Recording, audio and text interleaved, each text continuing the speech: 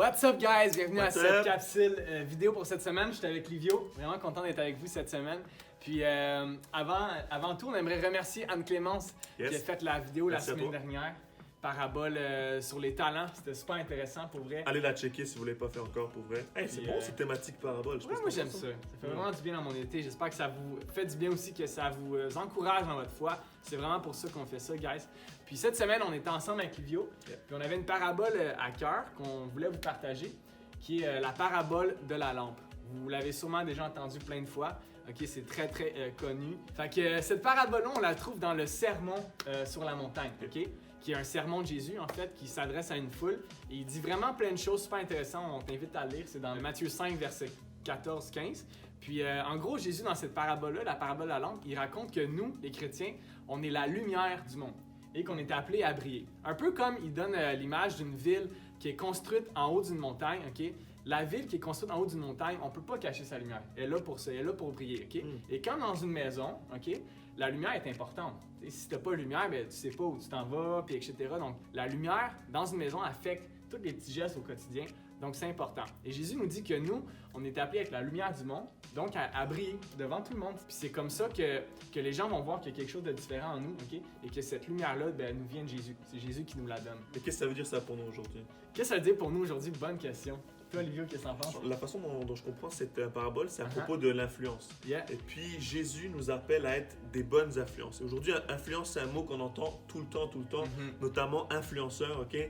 Quel ado ne rêve pas d'être influenceur, ok? Avoue-le. Mais la vérité, c'est que Jésus nous appelle à être bien plus que des influenceurs. Parce que les influenceurs, ils essayent hein, bien sûr, d'influencer la façon dont on s'habille, ce qu'on regarde, ce qu'on mange, etc. Mais Jésus, ça va au-delà de ça. C'est pas une influence extérieure qui veut que nous, on ait auprès des autres, mais c'est une influence interne. Donc Jésus, il veut premièrement, lui, influencer notre cœur pour que nous puissions influencer le cœur des autres. Et on sait, hein, la Bible, tout commence avec le cœur. Parce qu'une fois que ton cœur est influencé, tes habitudes sont influencées, ton caractère est influencé. Donc, tes actions, exactement. Ce que tu penses. Tout ce qui découle. Et puis, en fait, dans la vie, tout le monde a des influences. L'important, c'est d'être influencé par de bonnes choses et d'influencer de la bonne manière. Vraiment. Et moi, j'aime cette image-là que peut-être vous avez déjà entendue, qui est comme un peu un classique, celle du thermomètre et du thermostat. On aime les classiques. Et c'est quoi la différence entre les deux? C'est que le thermomètre, lui, tu le mets dans un environnement, que ce soit dans l'air, que ce soit dans l'eau, et lui, il va te dire quelle température il fait. Donc le thermomètre, lui, il s'adapte à l'environnement. Alors que le thermostat, lui, c'est lui qui set la température, c'est lui qui décide. Donc si c'est trop chaud, il va mettre la clim, si c'est trop froid, il va mettre du chauffage. Et Jésus nous appelle à être, non pas un thermomètre, à se faire influencer par l'environnement, on va être un thermostat. Il nous dit, mais ok, c'est nous qui devons setter le setup. Mais c'est vraiment bon, puis tu sais, j'aime ce que tu dis, l'idée de setter le standard, de setter la barre, de pas être ceux qui comme, ok, eux ils font ça, ben je vais faire comme eux pour fitter, mais de dire, ok, eux ils font ça, comment je peux faire les choses différemment? Et entre autres sur les réseaux sociaux, on parle beaucoup de ça, mais on s'entend que ça prend une place très importante dans notre vie, les réseaux sociaux. Tout ça pour dire qu'avant d'être des influenceurs, on est appelé à être des followers de Jésus, t'sais. Et en étant des followers de Jésus, si on est vraiment des followers de Jésus, des vrais, notre façon d'être, comme tu dis, intérieur, notre cœur, notre façon de penser, de dire les choses, d'agir, va être vraiment différente, comme radicalement différente. Et puis ça, dans les réseaux sociaux, ça s'applique au quotidien, là, comme fais attention à ce que tu likes, fais attention à ce que tu commentes, fais attention à ce que tu mets en story, parce qu'en gros, tout le monde voit ça. Il faut juste faire attention parce que les gens nous regardent et Jésus nous dit, ben, je t'appelle à être une lumière. Je t'appelle à briller, je t'appelle à faire les choses différemment pour que les gens voient que tu es différent et que ça puisse eux-mêmes les influencer à vivre une vie qui est meilleure, en gros. Oui, puis Jésus, quand il est arrivé, c'est lui qui a influencé tout le monde autour de lui. C'est pas le laisser influencer.